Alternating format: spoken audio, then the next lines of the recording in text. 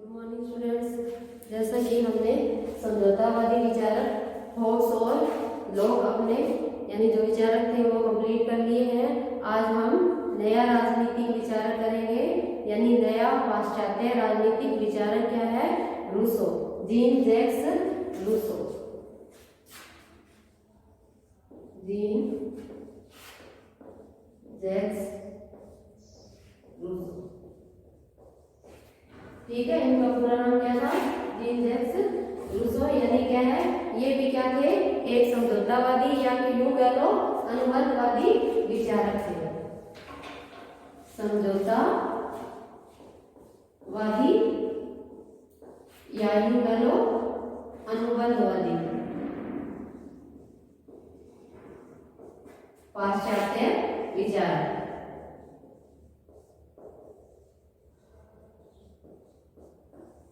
ठीक है, तो इन्होंने भी क्या है, रूसो ने भी क्या है, समझौते द्वारा राज्य की उत्पत्ति का वर्णन किया है, जैसे होब्स और लॉक ने किया है सेम।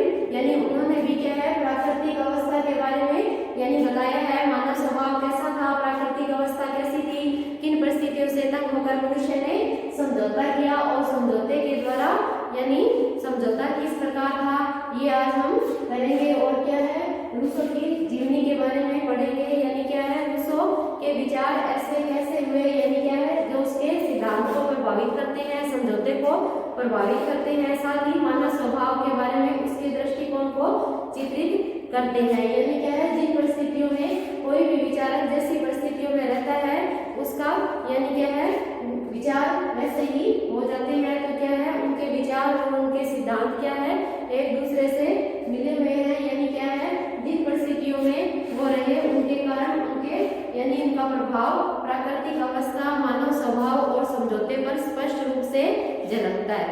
ठीक है, ये आपके यानी क्वेश्चन में तो इतना नहीं लिखना, आपको सीधा ही समझौता सिद्धांत का वर्णन करना है, वो मैं आपको बाद में समझा दूंगी। लेकिन स्टार्टिंग अपन कर लेते हैं कि क्या परिस्थितियां रही कि उसके रूसो ने मानव स्वभाव को एक आदर्श बर्बर की संज्ञा दी।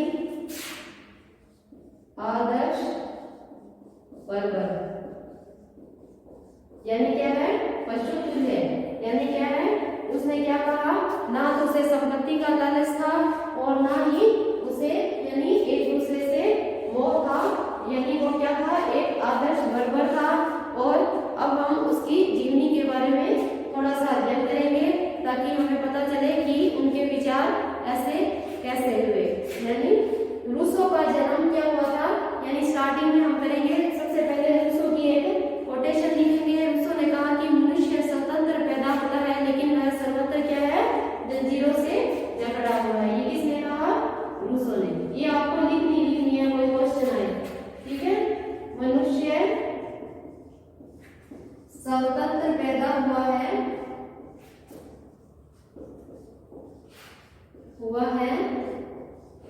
लेकिन वह सर्वत्र जंजीरों में जकड़ा हुआ है।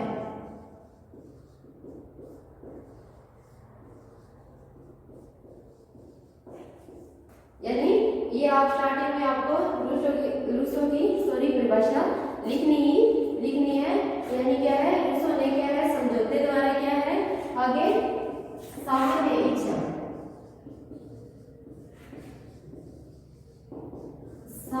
इच्छा यानी का निर्माण होता है और समझौते द्वारा क्या है, यूं कह सकते हो सामान्य इच्छा का निर्माण होता है। तो जैसे हमने होब्स में 2 क्वेश्चन किए, होब्स के सामाजिक समझौता सिद्धांत का आलोचनात्मक विवेचन कीजिए। इसके साथ ही हमारा दूसरा बड़ा क्वेश्चन बनता था, होब्स के संप्रभुता सिद्धांत की विवेचना कीजिए। इसी तरह हमने जो लॉक समझौतावादी विचारक किया उसमें भी 2 क्वेश्चन बनते थे कि लॉक के सामाजिक समझौता सिद्धांत का आलोचनात्मक विवेचन कीजिए। और इसके साथ ही एक क्वेश्चन कभी कभी ये भी आ जाता है कि लॉक के व्यक्तिवादी सिद्धांत की विवेचना कीजिए। यानी व्यक्तिवाद क्या था लॉक के अनुसार, ये मैंने क्वेश्चन आपको करवा दिए थे। उसी प्रकार यानी रूसो विचारक में भी आपका एक क्वेश्चन तो सेम वही बनेगा कि समझौता सिद्धांत क्या था या समझौते सिद्धांत का आलोचनात्मक विवेचन कीजिए। तो आप क्या है, पहले समझौता सिद्धांत के बारे में बताएंगे और उसके बारे में यानी मानव स्वभाव प्राकृतिक अवस्था कैसे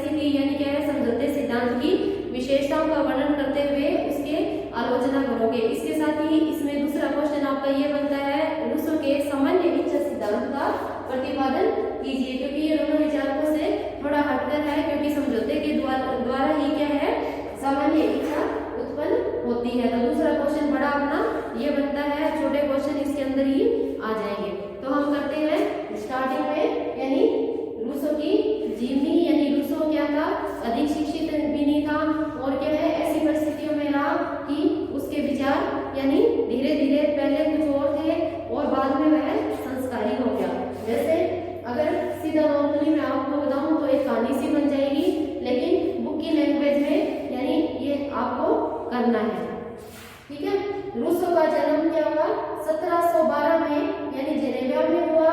उसकी माँ क्या है, उसकी यानी जन्म के दौरान ही उनका देहावसान हो गया और उनका पालन पोषण क्या है उनके पिता पर आ गया। और क्या है उनके पिता क्या थे, एक कुशल घड़ी साज थे, यानी वो घड़ियों को सही करने का कार्य करते थे। और क्या है उनका चरित्र कुछ ऐसे प्रकार का था और इसका प्रभाव क्या है रूसो पर पड़ा। और क्या है रूसो भी यानी इस प्रकार का हो गया, क्योंकि रूसो की नियमित शिक्षा नहीं हुई और शिक्षा देना तो दूर, उसे क्या है अपने पुत्र को यानी क्या है अच्छे चरित्र का निर्माण भी नहीं करा सका, यानी नैतिकता का निर्माण करने में भी सहयोग नहीं दे सका। इसके साथ ही 16 वर्ष की उम्र में ही रूसो की आवारागर्दी का युग शुरू हो गया, क्योंकि उसे परिवेश ही ऐसा मिला, क्योंकि जन्म के दौरान ही उसकी माता का अंत हो गया और पिता जो कि एक घड़ी साज थे, उनका चरित्र भी कुछ अच्छा नहीं था और उनके क्या है पालन पोषण में, रूसो के पालन पोषण में उन्होंने उनके अपने नैतिक दायित्वों को इतनी गहनता से नहीं निभाया। तो इसके कारण क्या है 16 वर्ष की आयु में ही यानी उन्होंने यानी शिक्षा भी ग्रहण नहीं की और क्या है उनकी आवारागर्दी का युग प्रारंभ हो गया, जो कि लगभग क्या है 14 वर्ष तक चला।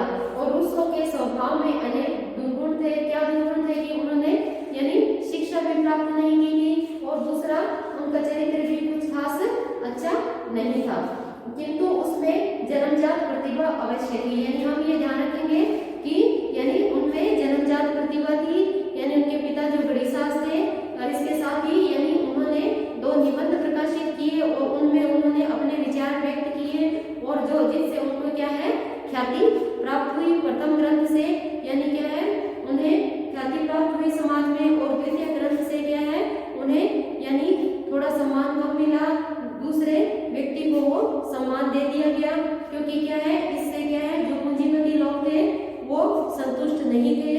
अब हम आगे करेंगे कि 1749,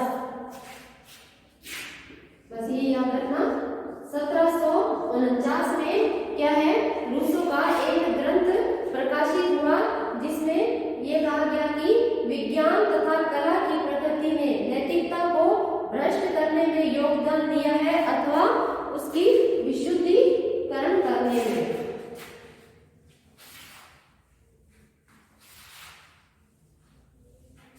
यानी 1749 में ग्रंथ प्रकाशित हुआ, उसमें उन्होंने क्या कहा विज्ञान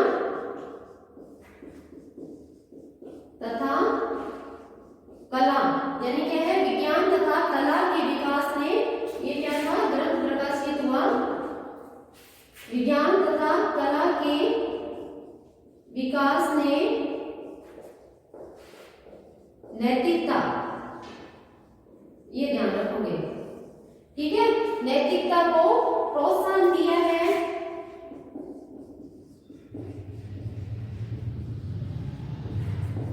प्रोत्साहन दिया है या उसकी विशुद्धि का कार्य किया है। यानी हम यूं कह सकते हैं कि उसमें योगदान दिया है, विज्ञान तथा कला के विकास ने नैतिकता के विकास में योगदान दिया है या नहीं दिया है, यानी क्या है हम कह सकते हैं अथवा उसकी विशुद्धिकरण करने में। रूसो के जीवन की यानी कटुता भोगते हुए वह क्या हो गया समाज विद्रोही बन चुका था और उसने अपने निबंध में लिखा कि विज्ञान और कला की प्रकृति ने मनुष्य का नैतिक पतन किया है। यानी क्या है समाज में यानी उसने क्या है बुरा पक्ष देखा और उसने क्या कहा कला तथा विज्ञान ने अपने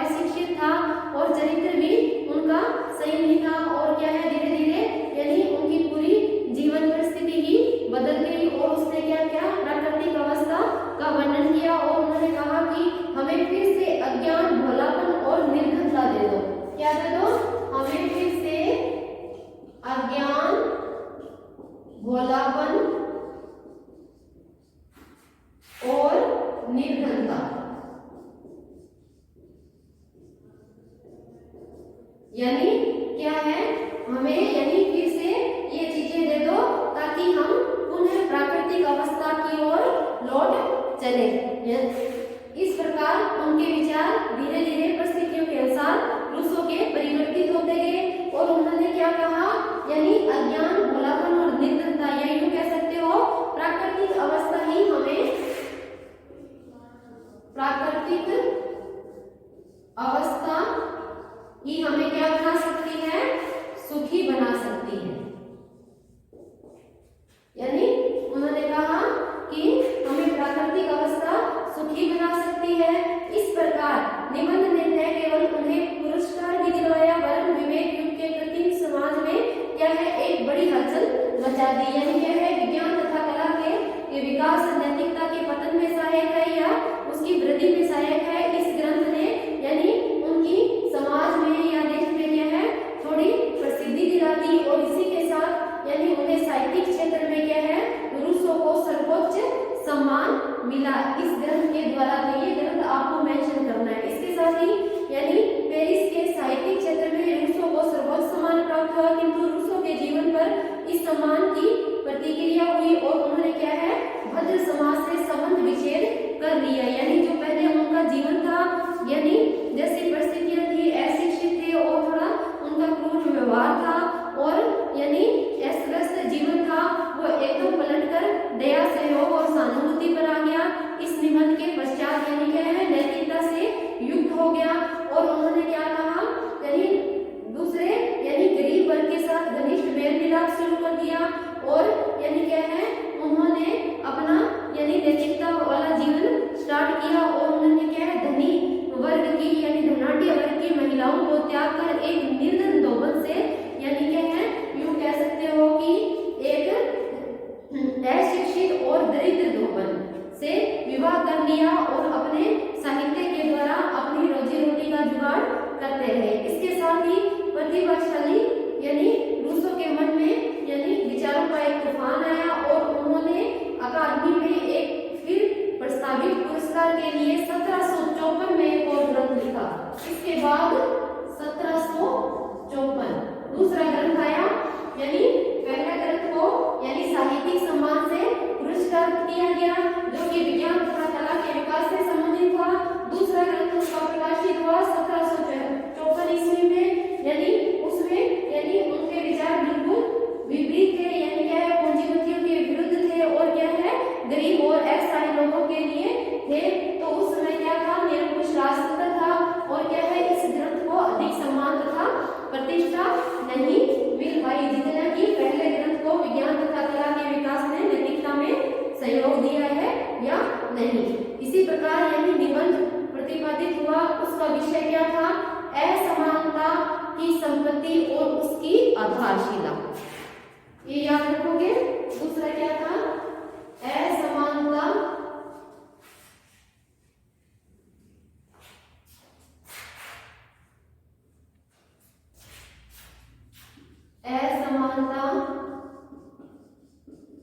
की उत्पत्ति और उसकी आधारशिला।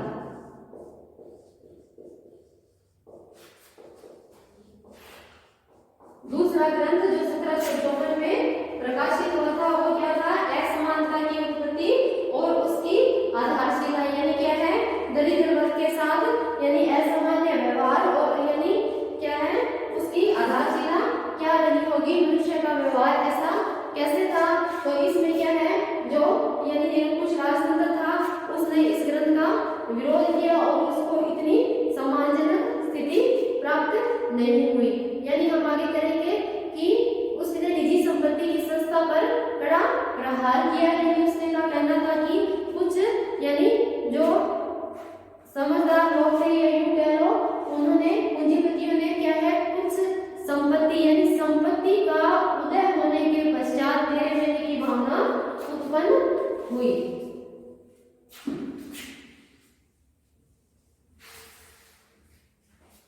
यानी ये क्या था, दूसरा ग्रंथ जो था उनका वो पूंजीपतियों पर कड़ा प्रहार था।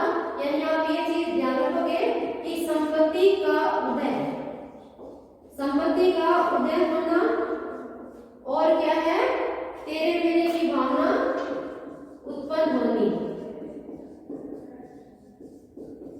भावना उत्पन्न होना। और क्या है, इस दोनों के कारण क्या होना, समझौता होना। ये समझौते के कारण बने, यानी कुछ, यानी यूं कह सकते हैं चालाक और पूंजीपति लोगों ने यानी कुछ स्थान घेर कर कहा कि ये जमीन मेरी है, और धीरे धीरे उन्हें ये लगने लगा कि अगर हम इस स्थान को घेर लेंगे तो हमारे आने वाले यानी जो वंशज है उनके लिए क्या है, उनको नई जमीन खोजने की आवश्यकता नहीं पड़ेगी। उनके मन में लालच आ गया और उन्होंने क्या है, अधिकाधिक भूमि को अपने अधीन करने लगे, और जो छोटे लोग थे उनके लिए क्या है, केवल थोड़ी बहुत भूमि ही छोड़ी। जैसे एक भूभाग पर अधिकार जमाकर यह कहना प्रारंभ किया कि यह मेरी भूमि है, और इस बात को अन्य मूर्खों ने स्वीकार कर लिया। रूसों का ऐसा कहना था, और वह व्यक्ति ही राज्य का संस्थापक था। यानी हम यूं कह सकते हैं कि एक चालाक आदमी ने या पूंजीपति आदमी ने क्या है, उस भूमि को घेर कर कहा कि ये मेरा है, और धीरे धीरे उसने आसपास की भूमि को हड़पना शुरू किया, और मूर्ख लोगों ने क्या है, उसे स्वीकार भी कर लिया, और यही क्या है, राज्य का संस्थापक यानी क्या है, निरंकुश राजा या क्या कर लो, बागो संभाल ली।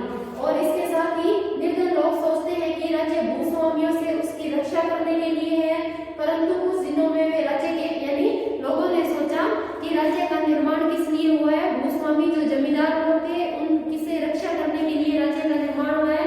लेकिन कुछ समय पश्चात उन्हें ये पता चलने लगा कि शक्तिशाली राज्य के विरुद्ध वे कुछ नहीं कर सकते, और उनका क्या है, शोषण ही हो रहा है। यानी इस प्रकार यानी रूसों के हृदय में समाज के प्रति क्या आ गई, कटुता आ गई, और उन्होंने 1762 में क्या है, पेरिस को छोड़ दिया, और उसके जीवन के शेष वर्ष यानी ऐसे ही व्यतीत हुए, और 1778 में क्या है, उनकी मृत्यु हो गई।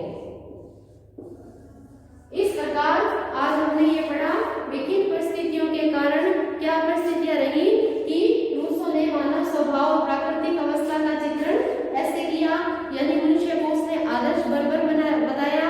और इसमें अब आज हम आगे करेंगे यानी रूसों का सामाजिक समझौता सिद्धांत।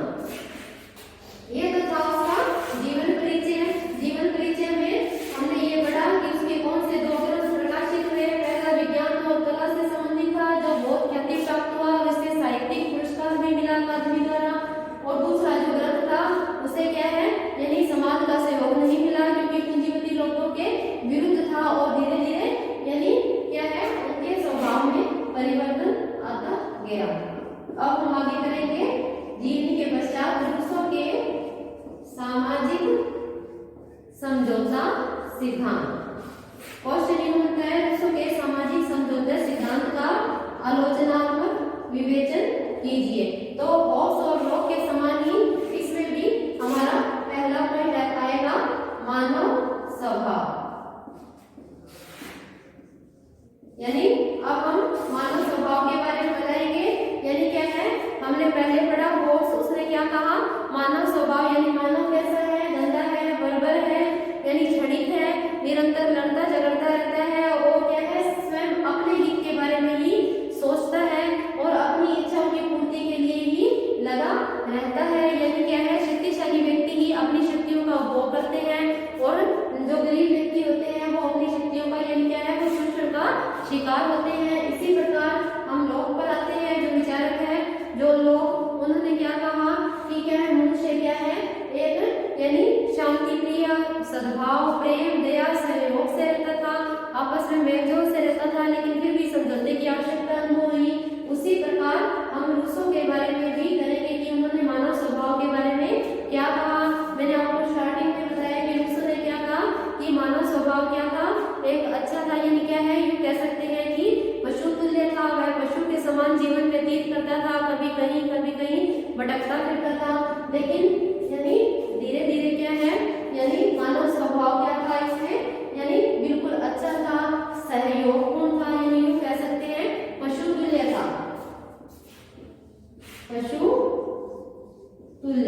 यानी उसमें ना तो किसी के प्रति लगाव था और इस प्रकार वो क्या था, एक आदर्श बर्बर जीवन व्यतीत करता था।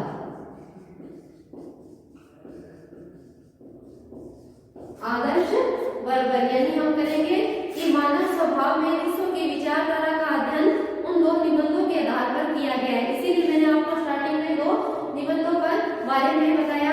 पहला तो था विज्ञान तथा कला ने नैतिकता में सहयोग किया है या उसमें बाधक बनाया है। दूसरा अपना ग्रंथ था जो 1754 में प्रकाशित हुआ, उसमें क्या था, असमानता की उत्पत्ति और उसकी आधारशिला, यानी समझौते का ये जो ग्रंथ था असमानता की उत्पत्ति और उसकी आधारशिला, ये क्या है, उसके ग्रंथ यानी मानव स्वभाव के बारे में उसके विचारों को प्रकट करता है। यानी क्या है, समझौते की आधारशिला बना, यानी पूंजीपतियों के विरोध में अस्तित्व में आया और क्या है, समझौते द्वारा सामान्य इच्छा का निर्माण हुआ। इसमें क्या है, निबंध पर आधारित है जो उसे डिजान की अकादमी, ये ध्यान रखना, डिजान की अकादमी, डिजान की अकादमी में यानी मिले थे और इस संबंध में उनकी विचारधारा होक्स तथा लॉक्स से भिन्न थी। ये मैंने आपको बता ही दिया। यानी उसने क्या कहा, प्राकृतिक अवस्था में मनुष्य का जीवन बुद्धि द्वारा चालित न होकर भावनाओं द्वारा चालित था। यानी आप ये बात अलग से ध्यान रखोगे, यानी क्या है, बुद्धि द्वारा चालित न होकर भावनाओं द्वारा संचालित था। बुद्धि द्वारा चालित ना होकर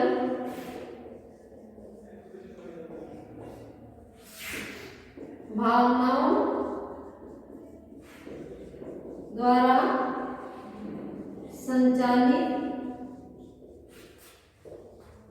हाँ, इसमें दोनों विचारों से हटकर है।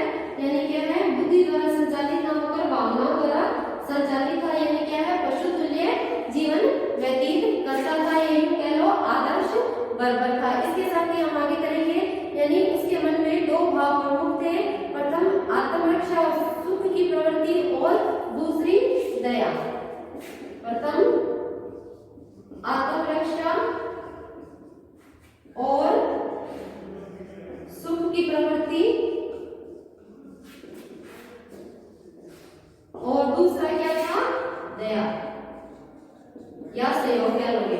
यानी प्राकृतिक अवस्था में मानव स्वभाव में, सॉरी, आप ये चीज ध्यान रखोगे कि बुद्धि द्वारा चालित ना होकर क्या है, भावनाओं द्वारा संचालित था। यानी आप ये ध्यान रखोगे पशु तुल्य या आदर्श बर्बर, और इसके साथ ही यानी आत्मरक्षा और सुख की प्रवृत्ति और दया की प्रवृत्ति, यानी इन दो के लिए वो क्या था, उसने समझौते का यानी निर्माण किया। यानी यूं कह सकते हो उसके ये दो भाव क्या थे, प्रमुख थे। और इसी धारणा के आधार पर विश्व मानता है कि आदि मनुष्य का स्वभाव क्या था, पशुतुल्य, निष्पाप और क्या था, निर्दोष था।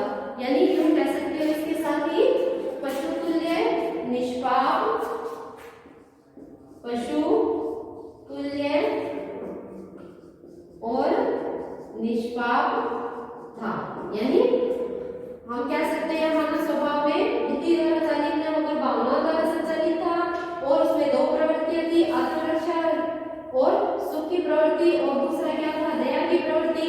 और मनुष्य क्या था, पशुतुल्य, निष्पाप तथा निर्दोष था। इसके साथ ही हम आगे करेंगे कि उसने कहा कि वह नैतिकता के विचारों से रहित और सहज भावना से काम करने वाला बुद्धिहीन प्राणी था। यानी इसके साथ ही आप ये ध्यान रखोगे मानव स्वभाव के बारे में कि मानव क्या था, बुद्धिहीन, यानी मूर्ख कह सकते हो। अपने लेक्चर के बीच में आया कि यानी कुछ चालाक व्यक्तियों ने एक स्थान पर कहकर कहा, यानी मेरा है, यानी संपत्ति ने ही समझौते को जन्म दिया। और क्या है, कुछ मूर्ख प्राणियों ने इसे स्वीकार कर लिया समझौते को, और ये मान लिया कि राज्य जो पूंजीपति लोग हैं हमारी सुरक्षा और अधिकारों के लिए, सहयोग के लिए ही यानी उत्पन्न हुए हैं। और इसी शब्दों में वह क्या था, एक आदर्श बर्बर था। यानी हम ये कह सकते हैं कि मनुष्य क्या था, एक आदर्श बराबर। तो इस प्रकार आज हमने किया यानी रूसो की जीवनी के बारे में, यानी क्या था, रूसो की माता का देहांत क्या हो गया, यानी छोटी उम्र में यानी जन्म के दौरान ही हो गया, और पिता जो बड़ी सास थे वो उनका सही ढंग से पालन पोषण नहीं कर पाए, उनमें नैतिकता का विकास नहीं कर पाए। और दूसरा क्या है कि रूसो को क्या था, अशिक्षित यानी अधिक पढ़ भी नहीं पाया, और इसके साथ ही उसका जीवन अस्त-व्यस्त हो गया, और वह क्या है यानी धीरे धीरे यानी उसके जीवन में बदलाव आया, और जो कि यानी उसने 2 ग्रंथ प्रकाशित किए, और दोनों ग्रंथों में पहले ग्रंथ को क्या है अकादमी द्वारा सम्मान साहित्यिक पुरस्कार प्रदान किया गया, और उसके पश्चात यानी उसके विचारों में धीरे धीरे परिवर्तन आता गया, और उसने धनाढ़ वर्ग की महिलाओं को त्याग कर क्या है निर्धन और अशिक्षित धोबन से विवाह किया, और अपने साहित्य द्वारा या संगीत द्वारा साहित्य द्वारा क्या करता, साहित्य द्वारा अपनी रोजी रोटी का जुगाड़ करता है। उसके पश्चात उसने दूसरा ग्रंथ प्रकाशित किया, उसमें भी क्या है यानी सामाजिक असमानता के बारे में और आत्मरक्षा के बारे में, अधिकार के बारे में। तो उसे क्या है यानी असमानता के यानी क्या है वहाँ जो व्यवस्था थी पूंजीपतियों के अधीन थी, उन्होंने क्या है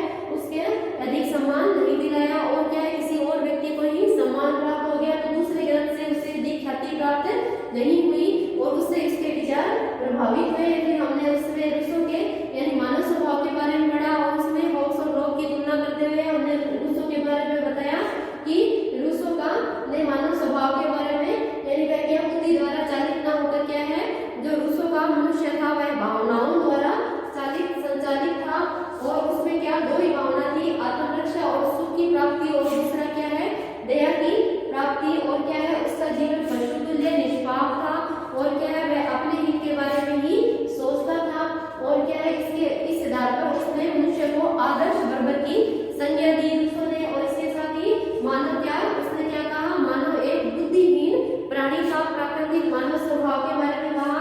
क्यों कहा, क्योंकि उन्होंने कुछ पूंजीपतियों ने स्थान घेर लिया और धीरे धीरे आसपास की जमीनों को घेरने लगे, और कुछ मूर्ख लोगों ने उसे स्वीकार कर लिया, और मूर्ख लोगों ने यह माना कि ये जो राज्य रूपी संस्था है, ये धनाढ़ लोग हैं, ये हमारी हितों और स्वतंत्रता को बनाए रखने में सहयोग देंगे।